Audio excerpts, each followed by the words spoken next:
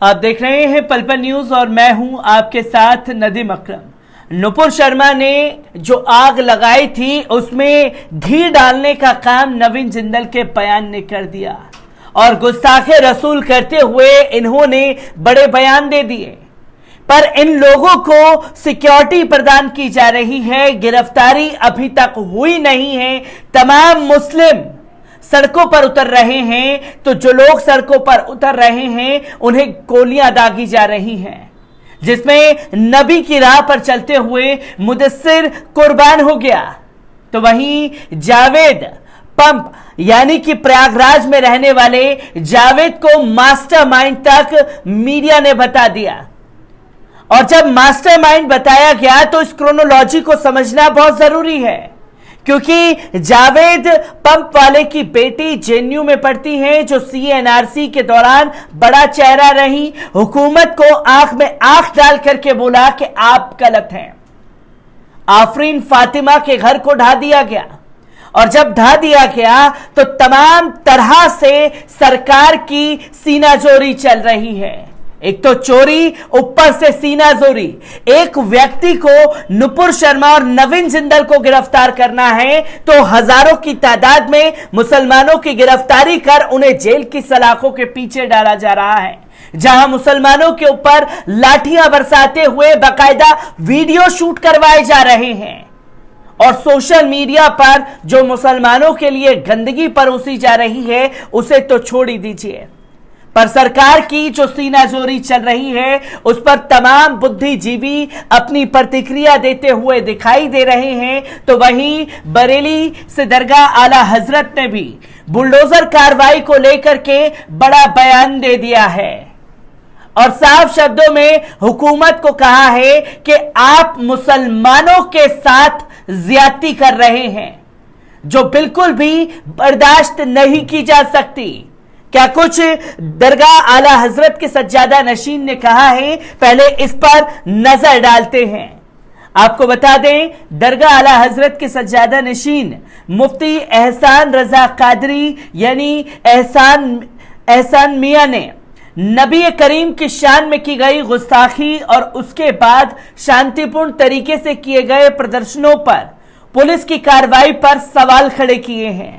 जुमे को रांची झारखंड में हुए बवाल की कड़े शब्दों में निंदा करते हुए झारखंड हुकूमत से उच्च स्तरीय जांच कराने की मांग की है। कहा कि नमाज के बाद निहत्थे मुसलमानों पर पुलिस ने गोलियां चला दी, जिसमें 2 लोगों की मौत हो गई और कितने ही लोग मौत और जिंदगी की जंग अस्पतालों में लड़ रहे हैं। पुलिस प्रशासन देश में दोहरा रवैया अपना रहा है। उन्होंने कहा कि मुल्क में मुसलमानों को छोड़कर अन्य समुदाय धरना प्रदर्शन करता है तो पुलिस हाथ बांधे खड़ी रहती है। वहीं मुसलमान अगर अपनी जायज मांग के लिए आवाज उठाते हैं तो उनको बंदूकों की गोली का निशाना बनाया जाता है। जहां साफ शब्दों में कहा गया कि किसान सड़कों पर निकले या दूसरे समुदाय के लोग सड़कों पर एहतजाज करते हैं तो उन लोगों के खिलाफ कोई सख्त कार्रवाई नहीं की जाती, पर सीएनआरसी के दौरान भी मुसलमान निकले तो उनके गोलियां दागी गईं, उन्हें जेल की सलाखों के पीछे डाला गया। और जब नबी करीम की शान में गुस्ताखी की गई, मुसलमान सड़कों पर निकले तो फिर से वही रवैया अपनाया जा रहा है, खासतौर पर मुसलमानों के साथ। इसके बाद मुफ्ती एहसान मियां ने बुलडोजर पर सवाल खड़े कर दिए। अगर अपनी जायज मांग के लिए आवाज उठाते हैं तो उनको बंदूकी की गोलियों का निशाना बनाया जाता है। मुफ्ती एहसान मियां ने बुलडोजर पर सवाल खड़े करते हुए कहा कि जज व कोर्ट की जगह बुलडोजर ने ले ली है। न्यायपालिका का काम बुलडोजर कर रहे हैं। कानपुर व प्रयागराज में बुलडोजर चलाने पर कहा कि गुनाहगार और बेगुनाह का फैसला करना कोर्ट का काम है, ना कि हुकूमत का कि बुलडोजर का। सज्जादा नशीन ने हुकूमत से न्यायपालिका को अपना काम करने दिए जाने की मांग की है। कहा, वक्त रहते भाजपा अपने प्रवक्ताओं को जेल भेजती तो देश में इस तरह का माहौल पैदा नहीं होता। और ना ही विदेश में हमारे मुल्कों की बदनामी होती। सज्जादा नशीन ने कहा कि मान लिया जाए कोई गुनाहगार है तो उसकी सजा उसको मिलनी चाहिए, ना कि उसके घर में रहने वाले बेकसूर बुजुर्ग, महिलाओं और बच्चों को बेघर कर दिया जाए। हमारा संविधान इसकी इजाजत नहीं देता। उन्होंने कहा कि दुनिया भर का मुसलमान सब कुछ बर्दाश्त कर सकता है, लेकिन अपने नबी के बारे में गुस्ताखी बर्दाश्त नहीं कर सकता। उन्होंने मुसलमानों से भी इस मसले पर अपनी बात संवैधानिक तरीके से सरकार तक पहुंचाने की बात कही है। कहा कि किसी भी तरीके से देश का माहौल खराब ना हो, देश में अमन शांति बनी रहे। जो बुलडोजर कार्रवाई की गई प्रयागराज में जावेद पंप वाले के घर को नेस्तनाबूद करके, उसके ऊपर भी कड़े शब्दों में हुकूमत को चेतावनी दी कि जजों का काम है, अदालतों का काम है, अगर कोई आरोपी है, वो अभी सिद्ध नहीं हुए उसके ऊपर आरोप पर बुलडोजर को जज बना करके लोगों के घरों को तोड़वाने का काम किया जा रहा है, जो कि न्यायपालिका के ऊपर भी बड़े सवाल खड़े करता है। और हुकूमत न्यायपालिका नहीं है, देश में संविधान है, देश संवैधानिक तौर तरीकों से चलेगा, ना कि हुकूमत के इशारों पर। तो वहीं आपको बता दें कि इसी के साथ साथ आपको बता दें प्रयागराज में जावेद अहमद के घर पर बुलडोजर चलाया गया। घर तोड़े जाने पर जावेद अहमद की बेटी सुमैया फातिमा ने एनडीटीवी के साथ बात करते हुए सवाल उठाया कि अचानक से मेरा घर अवैध कैसे हो गया।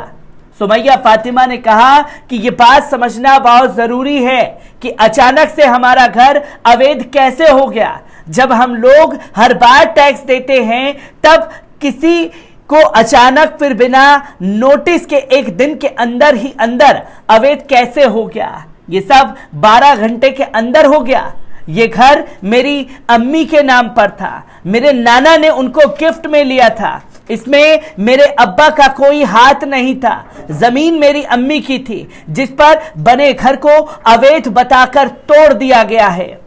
बताते चले कि प्रयागराज में हिंसा के आरोपी यानी कि आरोपी मास्टरमाइंड तमाम चीजें जावेद अहमद को घोषित कर दी गोदी मीडिया द्वारा। गोदी मीडिया स्क्रिप्ट लिखता है और बाबा जी का बुलडोजर पहुंच जाता है जावेद अहमद के घर पर उस घर को गिराने के लिए, बल्कि उस जमीन पर उनका नाम नहीं होता, उनकी बीवी के नाम पर वो घर होता है जिसे नेस्तनाबूद कर दिया गया। और इसी के साथ आपको बता दें कि कई सवाल खड़े किए तो वहीं जावेद अहमद की पत्नी को अवैध निर्माण की कोई पूर्व सूचना नहीं दी गई थी। आपको बता दें कि शुक्रवार को हुई हिंसा मामले में वेलफेयर पार्टी ऑफ इंडिया के प्रदेश महासचिव जावेद अहमद को गिरफ्तार किया गया था। वहीं रविवार को प्रयागराज विकास प्राधिकरण की ओर से उनके आलीशान घर को ध्वस्त कर दिया गया। अवैध निर्माण करने के आरोप में प्रशासन की तरफ से यह कार्रवाई की गई। कार्रवाई से पहले जावेद के घर के बाहर पीडीएस की ओर से नोटिस चिपकाया गया था। और जो ये कार्रवाई हुई है, ये कहीं ना कहीं सवाल खड़े करती है कि आखिरकार देश में जज हैं, संविधान है, न्यायपालिका है, इन सब तीनों चीजों को दरकिनार करते हुए हुकूमत ने यह फैसला ले लिया है कि वही जज हैं, वही न्यायपालिका है और संविधान भी वो अपने हिसाब से चलाएंगे, जिसमें अगर उर्दू नाम होगा तो कड़ी कार्रवाई की जाएगी, जो कि तस्वीरें साफ तौर पर दिखती हैं, जिस पर दरगाह आला हजरत ने भी सवाल खड़े कर दिए हैं। और आगे आने वाले समय में किस तरीके से लोगों की प्रतिक्रियाएं सामने आती हैं, इसको भी मैं आपके सामने बारीकी से रखता रहूंगा। दीजिए इजाजत, शुक्रिया।